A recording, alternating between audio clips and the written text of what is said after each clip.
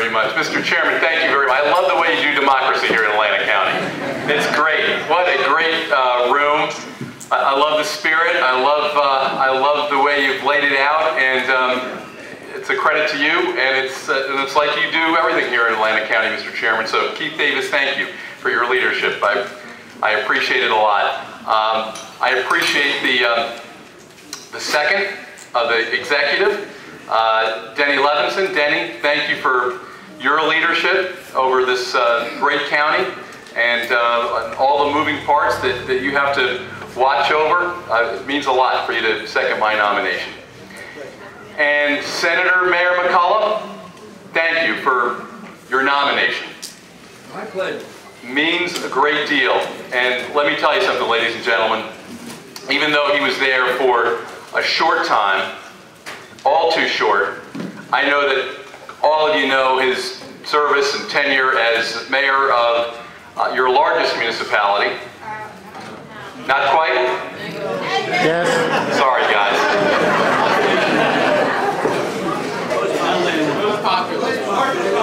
Population-wise, is that correct? Yes. We got to keep up here, ladies and gentlemen. But we got to know his leadership skills in the state senate as well, and I have to tell you, the New Jersey legislature would be far, far better off with Senator McCullough there in place. And so, Sonny, thank you for what you did. I only have one quibble with your nomination. Sonny said that Christie and I got together and decided who was going to run for governor. A small correction.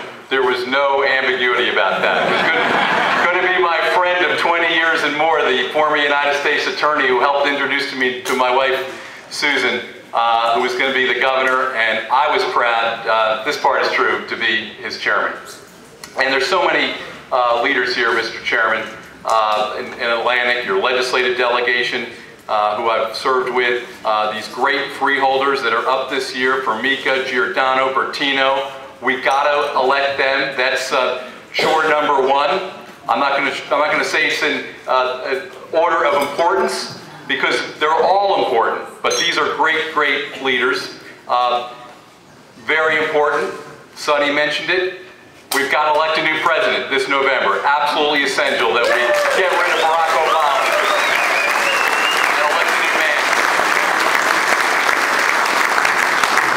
And I announced on February 1st with Susan by my side, my wife of 17 years, and my son Max, who's 12, heading to 13, and Georgia, who's 9, in front of a few hundred people in Monmouth County, and then we did it again in this part of the state in Burlington County before a couple of hundred people there. My intention is to run for the United States Senate. And I appreciate the endorsement of this great convention and this great county. And it has been a great reception wherever I've gone throughout the state of New Jersey. I have a lot of friends around New Jersey. I served as the state Republican chairman in the early part of the last decade, served as Mitt Romney's state chairman. Chris Christie's chairman, served in the state senate for a long, long time. But the real reason I'm getting a good reception is because people are concerned about America. They're concerned about the course we're on.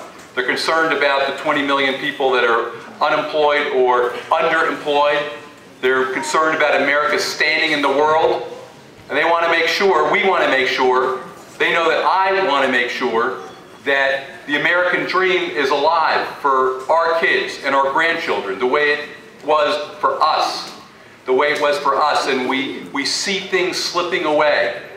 And somehow we have this nagging feeling, this testing feeling, that the America that we were born in or came to may not be there in the foreseeable future. But I believe that our country's best days are ahead.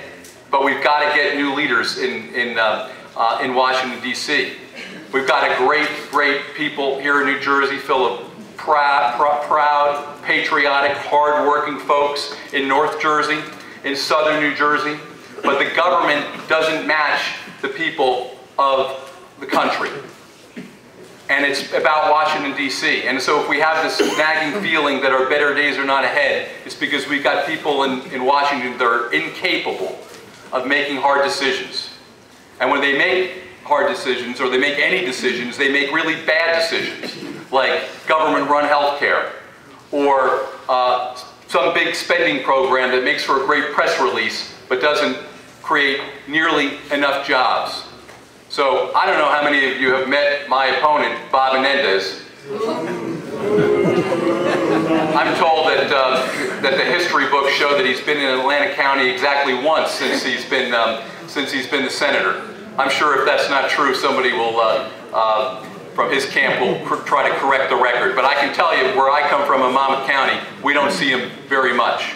And we don't like what he does very much, because all the challenges of the country, he's either espoused the wrong methodology, he's voted the wrong way, or he's been a bystander as our problems have mounted. So in his short tenure in the Senate, our unemployment rate has nearly doubled. The deficit has quadrupled, really more than that. The national debt has doubled. And people sometimes get a little glazed over when we talk about the debt. Well, how about this? When I go out on the campaign trail, I'll talk about gasoline prices, which was $2.50 a gallon back when he started. And now we know what they're going to be approaching soon. And we talk about energy independence. Just last week, he had a chance to vote for the Keystone Pipeline, very symbolic of the way he conducts himself in Washington, D.C. We have an energy crisis. We've got gas prices skyrocketing. He voted no. He voted no. So I'm going to be, Mr. Chairman, I'm going to get off the stage soon because I know you got a lot of other nominations to do. A very different senator. I'm going to vote to repeal Obamacare, number one.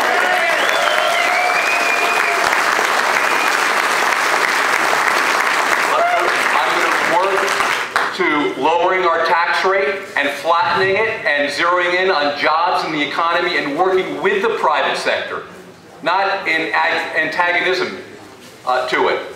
Break down regulations and do what we need to do to create hope and optimism and certainty in the private sector, reward hard work, and look at every decision in terms of what it means for our workforce and for progress and prosperity and opportunity. That's the kind of senator that I'm going to be. And so I appreciate your sticking with me. We got a tough assignment, but we can do it, because this presidential race is going to be tough, because people understand that America and its great, bright future that we all know is there is at stake. We've got a weak opponent who very few people know. I'm going to be a very different kind of Senate candidate and move around the state in ways that people haven't before, and they're going to get to know me and get to know my family and get to know my record in the state legislature and realize that we have done things differently in Trenton, New Jersey, that New Jersey can elect a Republican leader, a great Republican leader, in this case, Governor Chris Christie, and with like-minded reformers like your legislative delegates, we're turning New Jersey around. We're lowering taxes. We're balancing budgets without tax increases. We're dealing with our entitlement programs. We are proving to the people that we can take on these challenges honestly, tell people the truth, and vote the right way. And that's, ladies and gentlemen, what I want to do in Washington, and I'll need your help to do it. Thank you for this great endorsement. This confidence, it means a great deal. I've enjoyed meeting people throughout this room tonight and the people from Atlantic that I've met historically, and I hope to meet everyone else along the way. Great to be with you. God bless you all.